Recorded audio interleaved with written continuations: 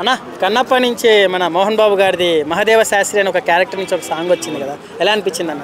ఇప్పుడే కదా just release అయింది, 1 minute 2 minutes అవుతుంది, చూశాను. చాలా చాలా చాలా చాలా బాగుంది. అందులో మన మోహన్ బాబు గారి నట విశ్వరూపం కనపడుతుంది. ప్రభుదేవ పక్కన కనపడుతున్నాడు. ఆ సాంగ్ మాత్రం సెన్సేషనల్ అవుతుంది. ఖచ్చితంగా కన్నప్ప మూవీ గురించి చాలామందికి తెలియని విషయాలు చాలా ఉన్నాయండి. ఎందుకంటే అద్భుతమైన టేకింగు, అద్భుతమైనటువంటి ఆ సినిమాని ఇంటర్నేషనల్ స్థాయిలో చేస్తున్నారు వాళ్ళు. మామూలుగా ఉన్న సినిమా సూపర్ డూపర్ హిట్. ప్రతి రాష్ట్రంలో కూడా ఈ సినిమా దేశంలోనే సెన్సేషన్ చుట్టేస్తుందని నేను అనుకుంటున్నాను.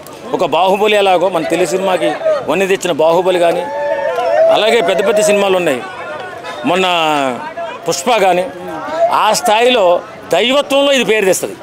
అవి కమర్షియల్ సినిమాలు అయినప్పటికీ దైవత్వంలో కన్నప్ప సినిమా అఖండ విజయం సాధించబోతుందని నేను నమ్ముతున్నాను. అప్పట్లో కృష్ణరాజు గారు చేశారు, కృష్ణరాజు గారు చేశారు. ఆ టైప్ వేరియేషన్ వేరు, ఇది వేరుగా ఉంటుంది. ఖచ్చితంగా ఈ సినిమా నేషనల్ హిట్. ప్రభాస్ గారి వల్ల హిట్ అవుతుంది. ఇక ప్రభాస్ గారి వల్లనే కాదు, అందరూ కూడా మోహన్ బాబు గారు, ప్రభాస్ గారు, అలాగే విష్ణు, వీళ్ళందరూ చాలామంది ఉన్నారు కదా, మోహన్ లాల్, అక్షయ్ కుమార్, వీళ్ళంతా ఉన్నారు. సెన్సేషనల్ సినిమా ఇది.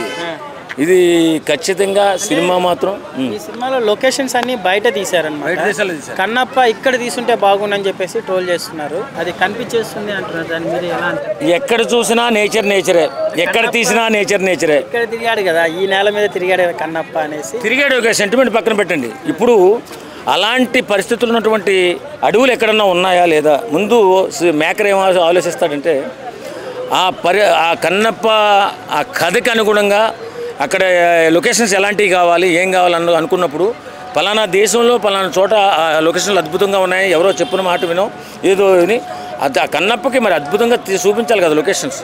కాబట్టి వాళ్ళు వేరే దేశంలో తీసినట్టే ఉంటుంది, మన దేశంలో చేసినట్టే ఉంటుంది. కాబట్టి అక్కడ తీయడంలో తప్పేం లేదు. ఇది దైవ సంభూతత్వంతో కూడినటువంటి సినిమా కాబట్టి ఆ శివుడి ఆజ్ఞ లేకుండా ఏ పని జరగదంటారు వాస్తవంగా. శివుడి ఆజ్ఞతోనే వాళ్ళు అక్కడికి వెళ్ళి షూటింగ్ చేశారు. శివుడి దయతోనే ఈ సినిమా సూపర్ డూపర్ హిట్ అవుతుంది. అంటే చాలా ట్రోల్స్ అవుతున్నాయి ఈ సినిమా మీద, బట్ మీరేమో హిట్ అవుతుంది అంటున్నారు. అది ట్రోల్స్. ఇప్పుడు ఆపోజిట్లో కొంతమంది గిట్టిన వాళ్ళు ఉంటారండి.